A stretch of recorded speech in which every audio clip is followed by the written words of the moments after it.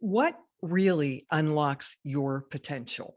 Today, Jeff and I are going to talk about some of the best strategies that we use with our clients and our students that really deliver profound results from our program for prosperity workshop.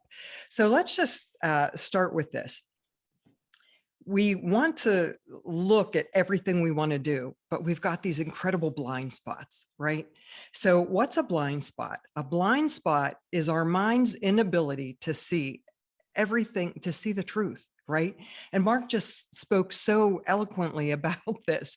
You know, we see what we want to see. So we've got blind spots everywhere in our life. We've got them around money, how much we make, how much we spend. Are you stunned every month when you get your credit card bill? You can't remember that you spent all that money. Our mind is conditioned to blank it out, right? We want to forget it because it's going to be painful when the bill comes in. We do this with the food we eat. We do this with the opportunities in front of us. We do this with time management all the time. So why do we create blind spots? We create blind spots because our mind is designed to seek comfort and to seek pleasure and avoid pain. Our mind is committed to comfort. So we're here to break through some of those paradigms that have held you back for your entire life and get you on your own program to prosperity.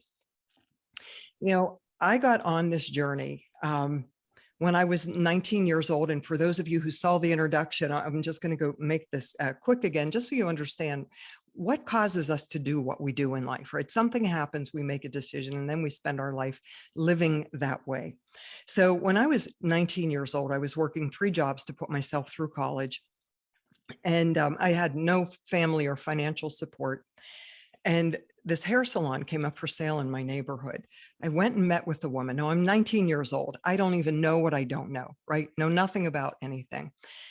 I signed an agreement that I'm going to buy the business from the woman in 7 days. And the only asset I have in my life is my car because I always worked. So I went home and I really was like, for the first time in my life, my parents are going to be proud of me. I walked in and I said, Dad, I need you to help me sell my car right away. I have 7 days. I have to come up with $4,000 to buy this little hair salon. This was 1980, right? And I just couldn't wait for him to be so proud of me. And he looked at me and said, well, honey, you're never going to be smart enough to know how to run a business. And I don't want to be a part of watching you fail. In that moment, I made a life-changing decision that I would spend the rest of my life proving him wrong. And I can tell you that my need to prove him wrong and prove myself right cost me almost every single thing in my life.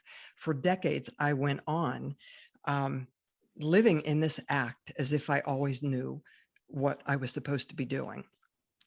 So linking this to the blind spots, we create a persona that we want to present to the world. And we have to so fully invest into that persona that we don't want to see the truth. So, you know, authenticity is what we feel and believe on the inside is what we demonstrate and display on the outside. And being so caught up in expending the energy when we do this, because we all have variations and versions of how we do this. When we do this, what we're actually doing is denying ourselves the opportunity to create prosperity and abundance in our life, to allow money to flow to us, to flow from us, right? If we're hoarding it, we're coming from a place of lack. So this act, this persona that each and every one of us lives by is our biggest opportunity, because really what we're so terrified that everybody else might find out about us, they don't even know. But we believe that everybody filters the world, filters everything in it through the same way that we filter it. We expend so much energy covering up the inner fear that we have, that is truly what stops the prosperity from rolling into our life. And, you know, when we think about what we're always chasing, right? We're chasing these dreams. We have these like visions and we want all of this to happen. And I'm here to tell you, whatever you're chasing, you're running away from. And how we know this is true, you wouldn't be chasing it. You wouldn't be chasing it if you weren't terrified of it. So when it happens, we see it through our filter of whatever we believe to be true about ourselves, and we miss it. Or we get it and we muck it up because we truly believe that we don't deserve it. And when we're doing this, we put ourselves into a state of judgment. We're measuring ourselves against other people. They have better labels than we do. They have a better car than we do. They have more money than we do. They have more prestige, a better title. They have more. I have less. I have less. What are we telling ourselves? We're telling ourselves we aren't worthy of more. Every time we go into this sympathy for ourselves and judgment of others. Now, I'd like to share a brief story with you about my 8-year-old nephew. Last year, and I love him dearly. He's my great nephew, actually, and his father is like my child. We were having dinner together last year, and he is really into Pokemon cards. He buys them, he trades them, and we're having dinner, and he's asking me how he can negotiate deals to get better Pokemon cards or get like more for his trades. And so we sort of go through this little mock scenario.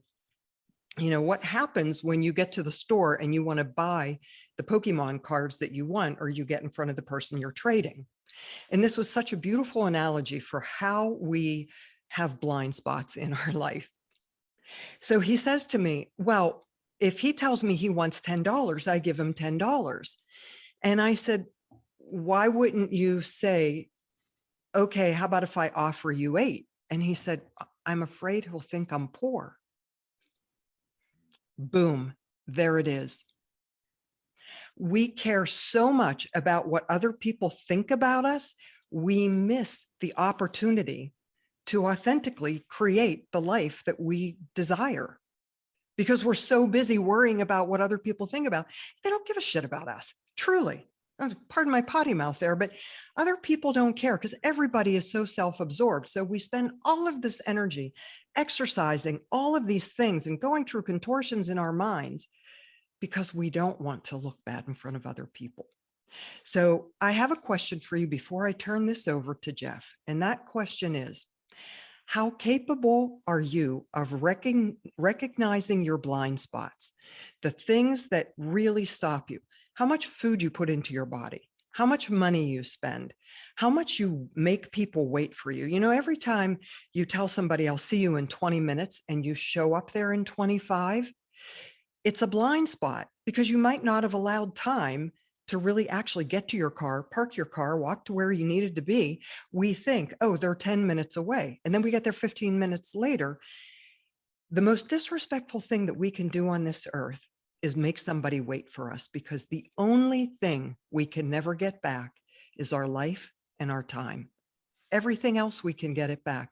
So think about what this means. And I'll talk about time management a little bit later, but think about this, what this means. How capable are you of recognizing your own blind spots? That's the question.